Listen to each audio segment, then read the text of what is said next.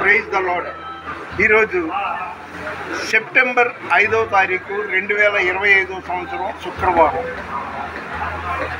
ఈ యవనస్తుడు అడగగానే తీసిపెట్టాడు. ఈయన్ని కుటుంబాన్ని దేవుడు దీవించను గాక. నేను విజయవాడ నుండి ఉదయం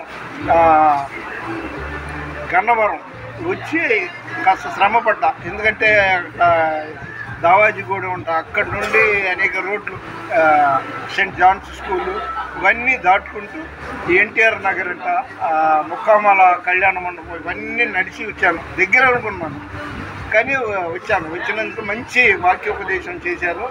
నేను ఆత్మీయంగా బలపడ్డాను.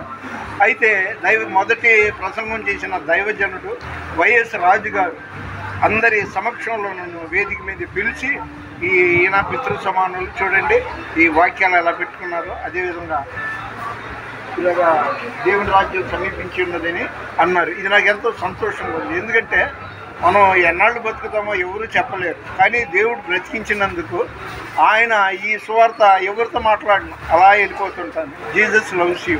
నువ్వు హిందువా, ముస్లిమా, క్రిస్టియనా అక్కర్లా, జీసస్ లవ్స్ యూ అంటాను. దేవుని రాజ్యం సమీపించి ఉన్నదని ఇదే అన్నమాట.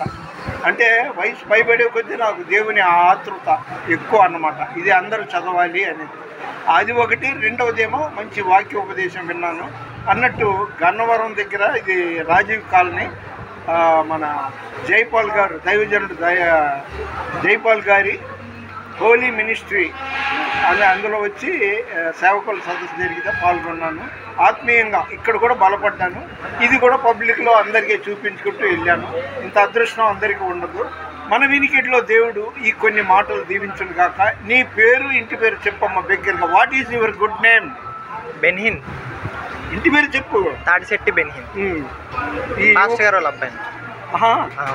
అందుకని ఈ దైవజనుడి యొక్క కుమారుడు, అంటే ఈ కుమారుడు కదా, ఈయన బలవంతుని చేతిలో బాణం.